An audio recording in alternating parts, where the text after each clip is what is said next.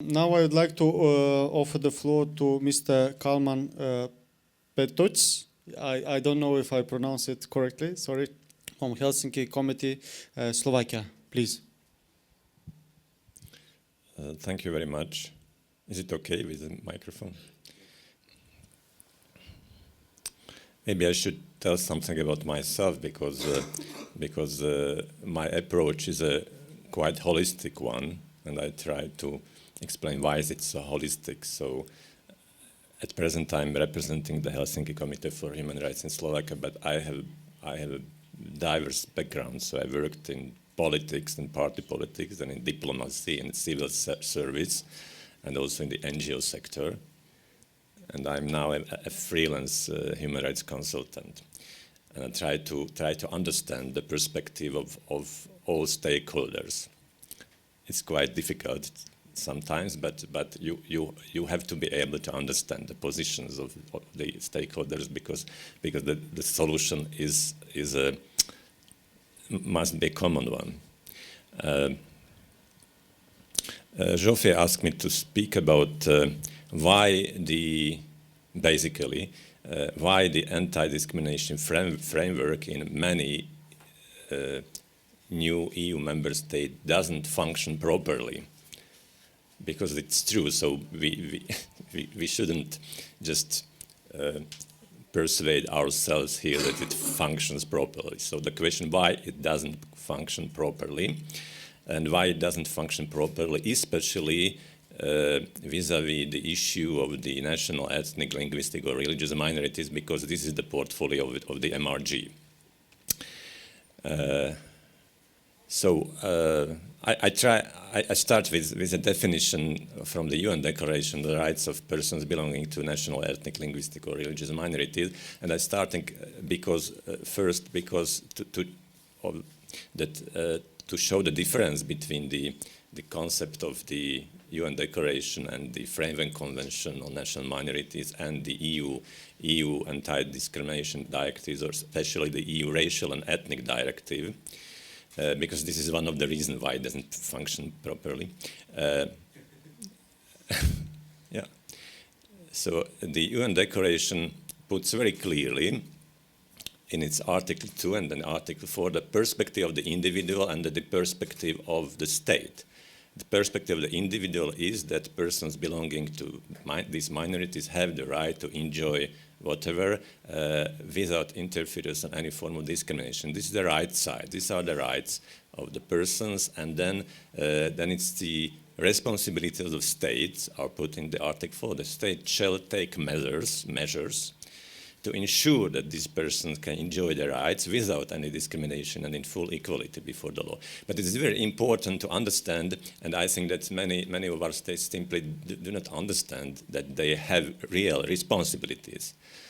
Sometimes I think that they approach is that, okay, we shall incorporate all these measures into our constitution, we shall adopt laws, we shall build up institutions, and then it will just function on its own. But it's not so. The state has very serious responsibilities to make all these institutions and the law function in practice. And as you mentioned, all of you mentioned earlier, that the main problem is not in the legislation, only theory, but the problem is in the implementation and the practical action. I think that many states simply do not understand that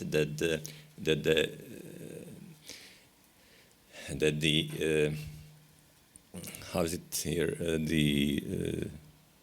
to take measures mean to respect, protect, promote, and fulfill human rights, and all these measures are equally important.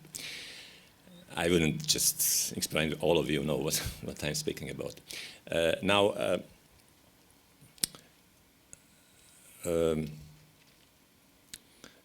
We spoke about that Slovakia might be shown as a model example for Eastern Partnership states in this issue because of a number of issues. Slovakia is really one of those, the only V4 country which is really still very much ethnically and religiously diverse. Of course, we can speak that in theory, or not in theory, in practice, there are many national minorities in Hungary, Poland, and Czech Republic, but in fact, as far as the in political process, which is important, only territorial minorities have a real role. And territorial minorities live only in Slovakia, unfortunately. It's because of some historical and political development. There are two large national territorial minorities in Slovakia, the Hungarian, the Russian, and the Ukrainian, and then you have the large Roma minority, which is also to some extent territorial, but it's a little bit different question. But you don't have these kind of large territorial minorities in other Visegrad 4 countries, and I'm not mentioning now the Roma.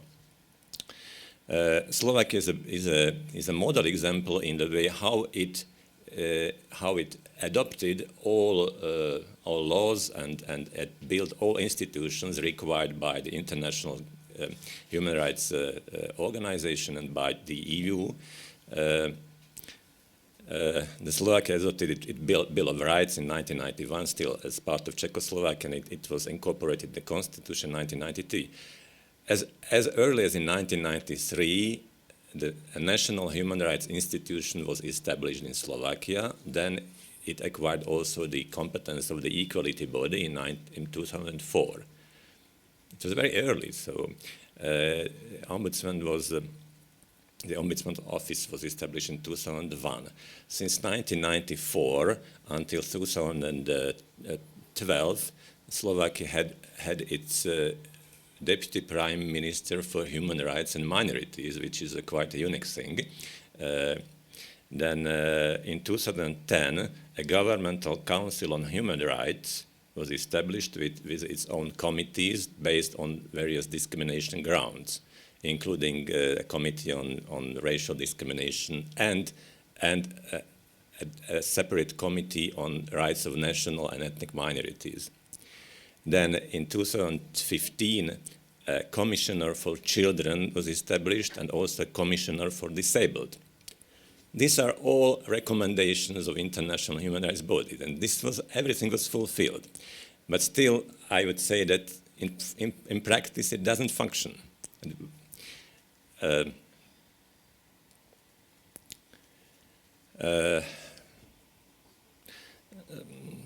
As far as how much time do I have? 5 minutes. You still have 8 minutes. 8? Oh, it's okay. It's very much. 7 minutes. It's very much. Now, I'll show you a comparison chart about how national minorities and ethnic minorities are perceived in the individual Visegrad countries.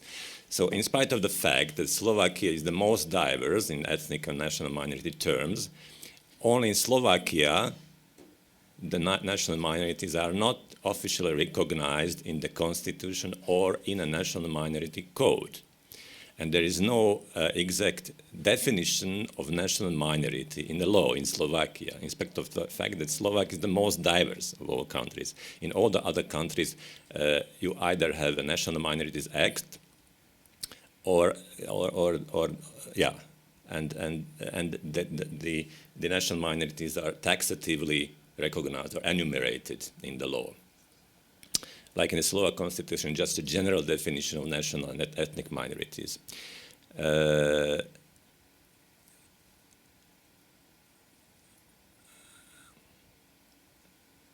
As far as the Roma and Jews, which are two interesting minority groups, in some countries they are recognized as national minorities, in some countries only just religious groups, and this is the same with the Roma. In some countries they are recognized just an ethnic group, and in others as full-fledged national minorities. But I won't dwell on this later. Now, when it comes to the implementation of the EU anti-discrimination legislation, all Visegrad 4 countries have adopted or incorporated, transposed the EU anti-discrimination directives into their legislation, but not at the same time. So, in fact, it was also Slovakia. It was the first one, or maybe Hungary was the first one. Slovakia adopted its anti-discrimination law in 2004, and Hungary it was in 2003. And in Czech Republic and Poland it was later, and the anti-discrimination measures were first incorporated in the labor code and other laws, but not the comprehensive anti-discrimination law was adopted later. The interesting thing is that the person on the material scope of the anti-discrimination laws, which is very important. We haven't spoke about it, or maybe some tackled, because finally all V4 countries have chosen the model that they use the material scope of the original EU racial directive to all grounds of discrimination, which is a very positive thing, very progressive one, and they also transpose the personal scope of the EU anti-discrimination legislation, which is also a positive and progressive thing, but it sometimes causes problems because the original fundamental human rights relationship is the relationship between the state and the individual, and the anti-discrimination directive just broad or extends this relationship to all persons. So also private persons have responsibilities under the anti-discrimination relationship, which sometimes makes the states to push the human rights discourse and the whole anti-discrimination discourse to the domain of relationship between non-state actors, as if it was first of all the matter of relationship between non-state actors, and sometimes if the responsibility of state was only a second-rank issue in the implementation of anti-discrimination legislation, but it's not so, because the primary responsibility still rests with the state. Now, what might be the problems with the implementation of AD legislation vis-à-vis the national, ethnic, or linguistic minorities? So, originally, the racial directive was not intended to be used vis-à-vis the autochthonous national minorities. It was first of all intended to be implemented vis-à-vis the ethnic minorities, but ethnic minorities in Western Europe means immigrant ethnic minorities, and racial minorities primarily means, in the Western concept of original EU concept, something related rather to color than to national affiliation. The original EU grounds, the grounds of discrimination of the two fundamental EU directives, are the so-called unnegotiable characteristics of an individual, like gender, race, sexual orientation, faith, religion. These are non-negotiable, but it's questionable that whether national affiliation or ethnic affiliation, in our understanding, is really a non-negotiable characteristics or not. Because on the one hand we act like if it was, but on the other hand we say that the national minority affiliation is a matter of the free choice of the person. So there's some kind of so originally all V4 countries, including Slovakia, in 2004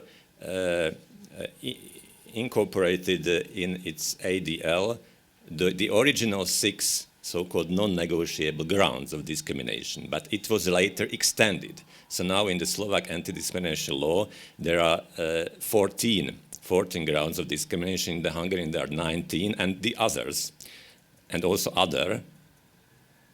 In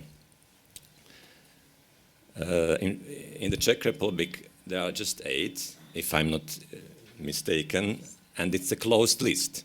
It's a closed list. in Hungary, Slovakia, and Poland. In Poland, then it's also closed list. In Slovakia and Hungary, it's 14 and 19, and it's an open list. And what's other ground or discrimination? It's very much depends on the interpretation of the authority or of courts, and it's not very much clear. And sometimes the interpretation is very strange.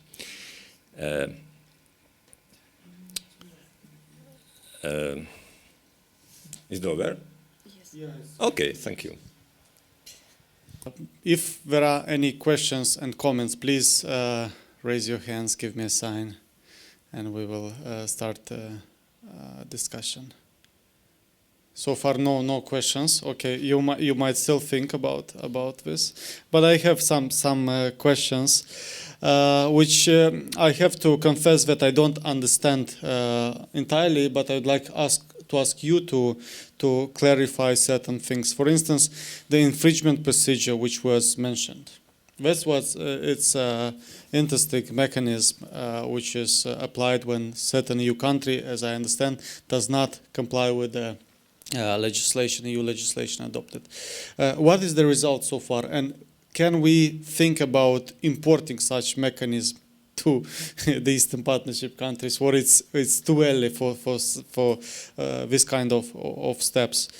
And also, I like the question which you mentioned when you said we don't need to think only, we don't need only to conclude that certain things don't work, but we need to understand why these things don't work, because otherwise we are not able to find the proper solution. And you mentioned also the directives on anti-discrimination, and whether, my question is again whether we can take some of these directives. I don't know whether in the association agreement these countries, Ukraine, Georgia, and Moldova, are obliged to take certain directives or not, but we need to check this. So maybe you have comments on this, on infringement procedure, and maybe on the Kalman on the directives. Thank you. So I should now formulate some kind of recommendations for you. Okay.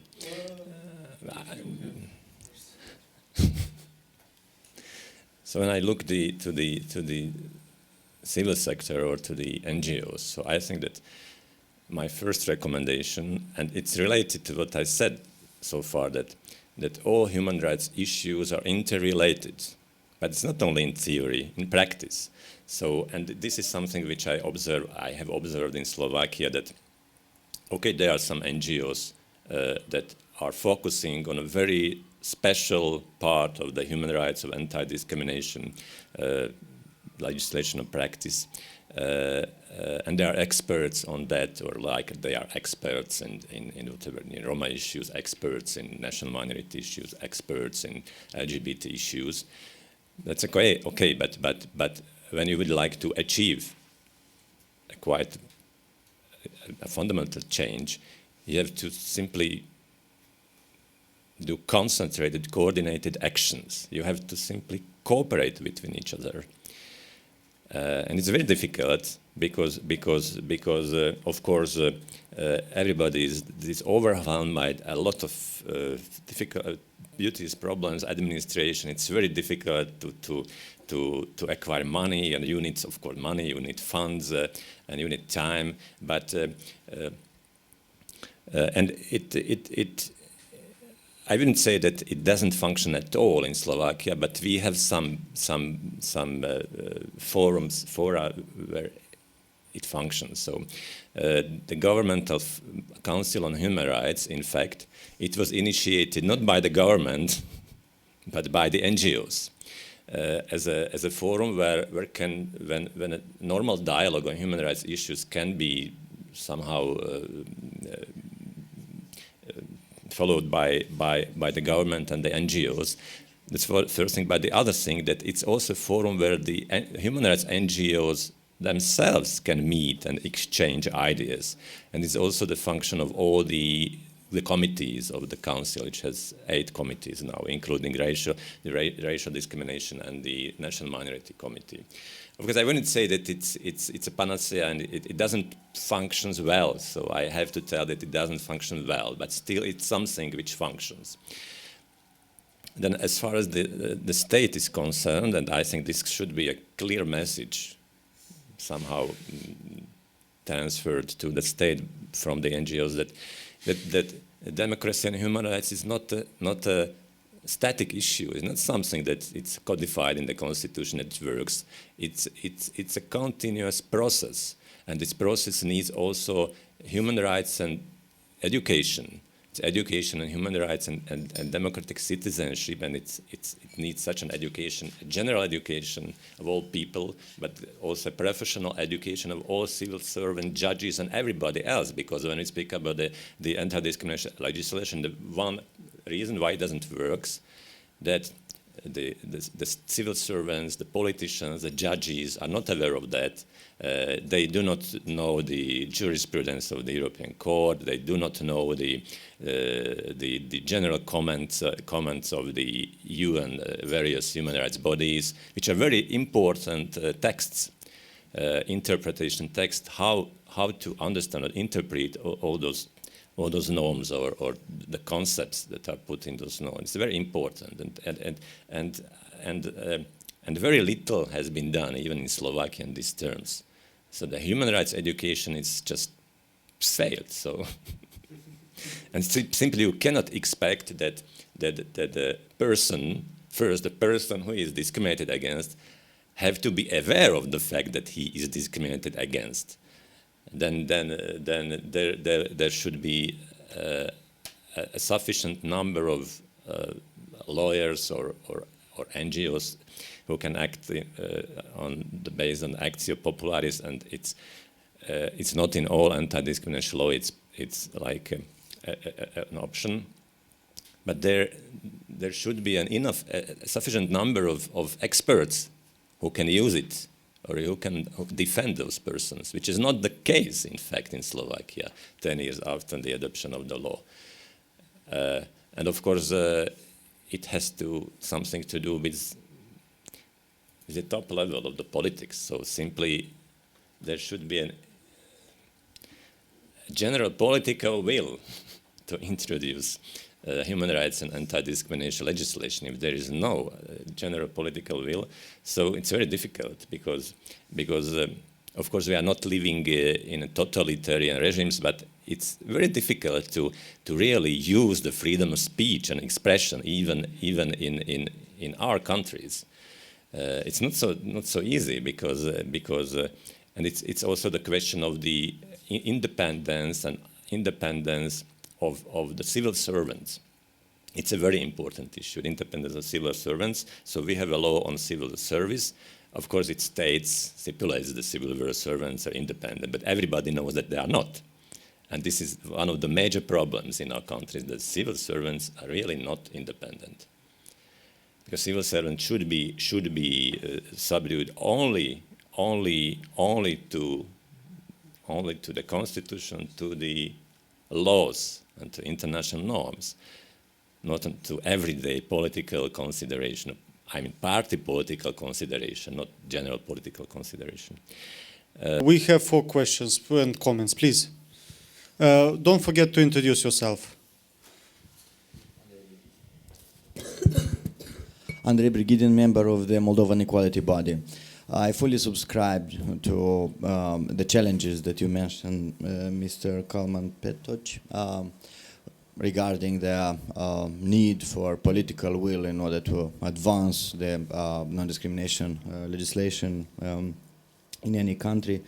However, since we talked about the civil society and its important role, I have a more specific question for you regarding the role that civil society had during the adoption of the non-discrimination law in Slovakia, and more specifically, what is the Helsinki Committee in Slovakia doing in order to advance the implementation of the law? My name is Robert Chata. I come from the Central European University, and I also would like to follow up, I think, on very similar grounds. So in the end, it seems Kalman's argument, if I understand correctly, is actually we might have the best legislation, but you seem to need something like a civic culture on the ground in order for this legislation to work.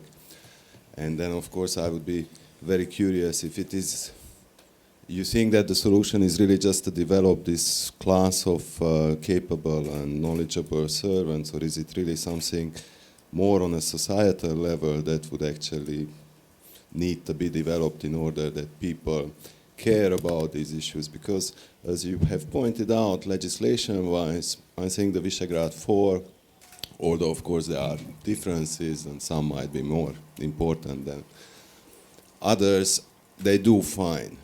And on paper, at least, legislation is there. But this legislation is not implemented, not in Slovakia, not in Hungary, in Poland the same. So everywhere you would go on the ground, there are major issues, I think, with implementation. And I am really curious about then what is the solution, because I'm not so sure that you said that this norm promotion will lead to maybe better civil servants, but is that really what we need?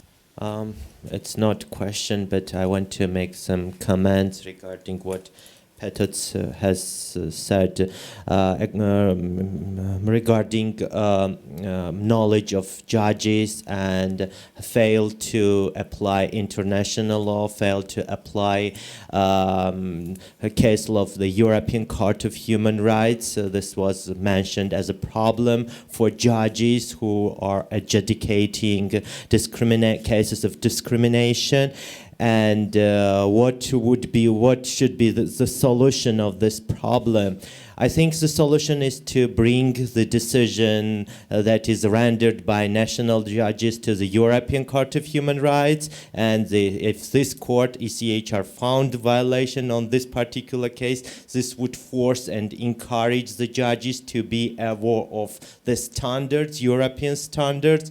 And other solution might be, and we've got this experience in Georgian legislation, when you write precisely in the law that judges are obliged to apply the European Court of precedents and case law of the European Court of Human Rights.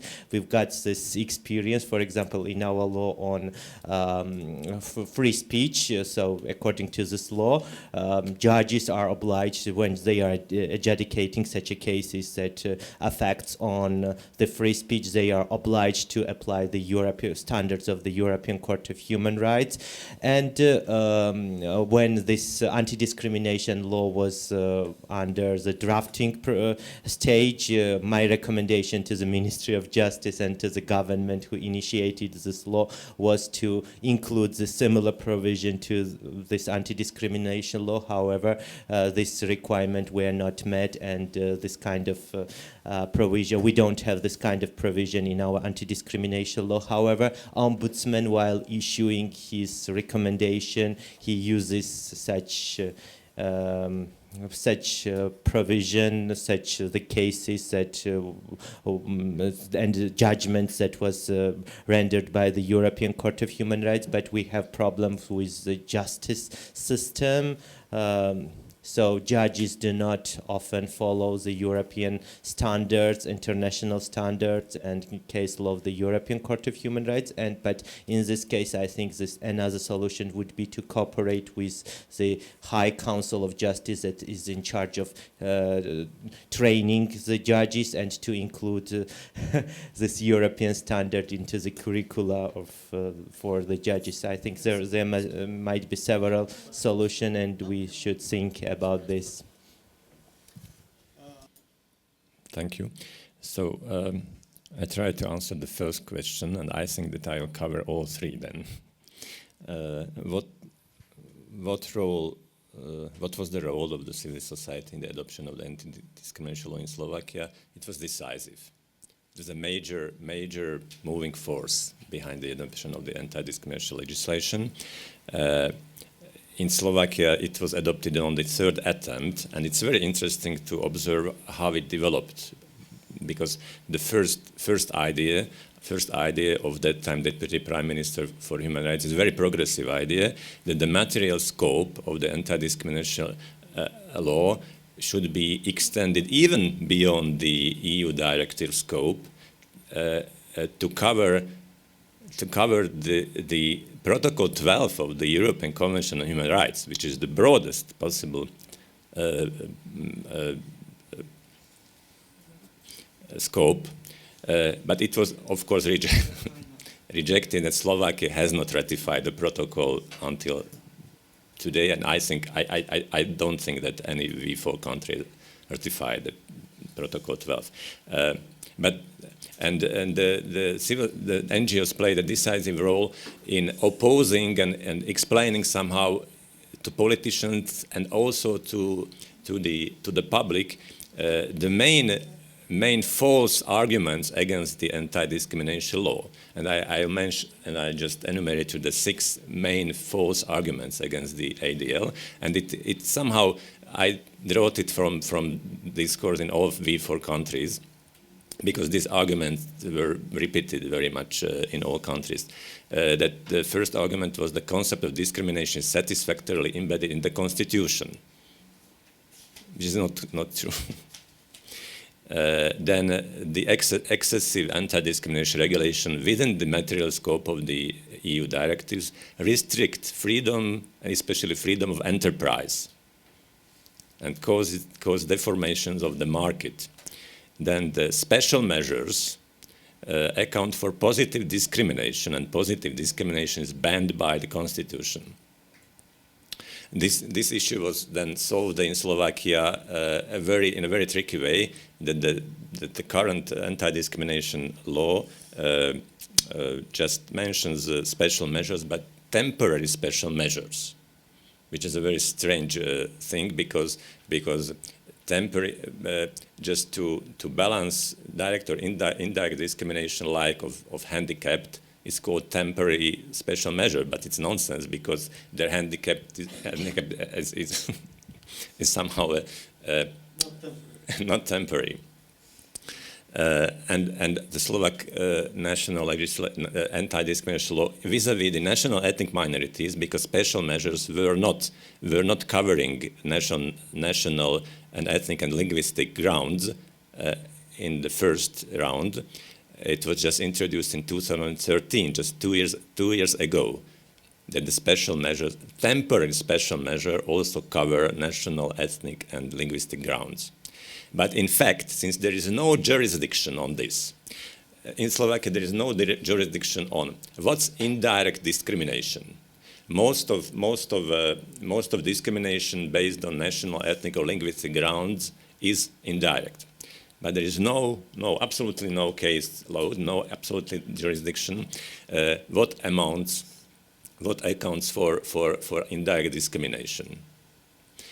And the minority organizations are somehow either not able or not willing to use the vehicle of the AD discrimination. It's partially because of they are lacking expertise, but on the other hand, they are very much, as I mentioned, in Slovakia, the national minorities have, because of their of magnitude and of territorial structure, they also have some political influence. They try to solve all national minority issues by political means, which is sometimes counterproductive, because you cannot solve it because you are still in minorities, so you have to somehow get some partners or alliances. Then, of course, the sexual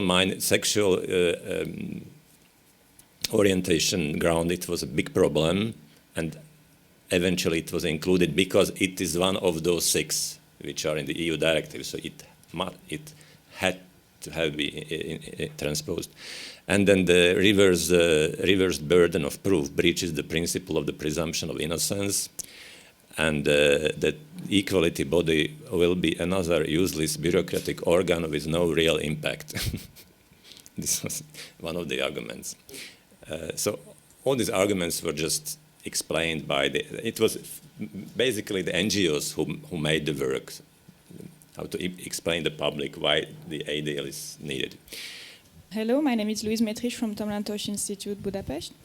I have a question. So far, it seems to me that we talked mostly about anti-discrimination, and especially at the individual level, but the topic was also the relation with minority rights.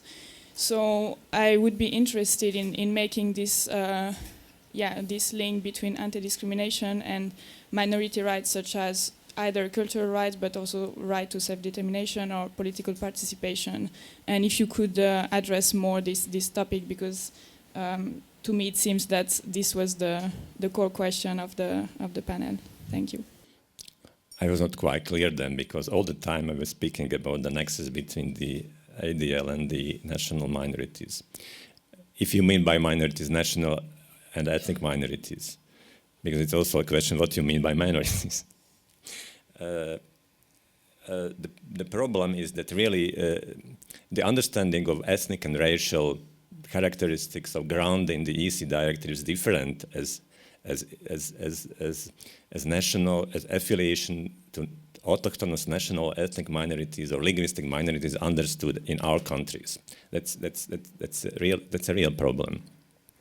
The other problem is why it's so difficult behind of all those that I mentioned, the ADL to vis-a-vis the national linguistic grounds, is that on one hand, all grounds should be taken as equal. But on the other hand, there are some underlying axiomatic principles laid down in the constitutions of our state which go counter to that. Because our states are basically defined as national states. Like in the Slovak constitution defines the Slovak language as the state language. Of course, until you understand by state language some kind of lingua franca of official communication, it's okay. But as soon as you understand by state language a deep political and ideological concept, something that is tied to the sovereignty of the state, which it is how it is understood in Slovakia, the state language, that it's a deep political and ideological concept, then it's very difficult to somehow use the linguistic ground to explain what's the discrimination, because even there is a ruling of the Constitutional Court from 1995. Of course, there was no discrimination ADL at that time, but okay, so the state language is Slovak, so what's the problem? And there are also some other underlying principles, like if you define in your constitution that if you lay down in your constitution that the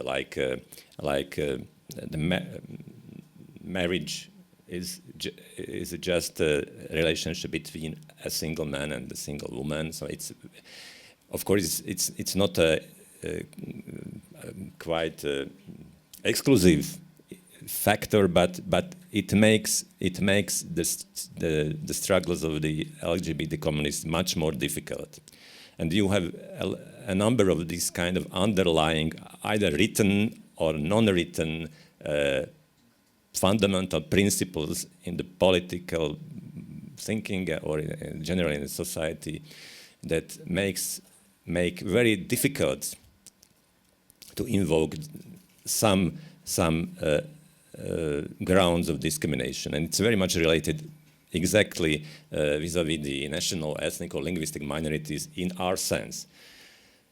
Of course, it's not so difficult with the Roma because they are a racial minority, and they fully. It's not difficult in theory. It's difficult in the practice, of course, because of the deep prejudice and stereotypes. But in theory, it should be quite easy. So you have to simply overcome all these difficulties, theoretically, legislative, and also practical, so that you can really effectively invoke the anti-discrimination law vis-a-vis national, ethnic, or linguistic minorities.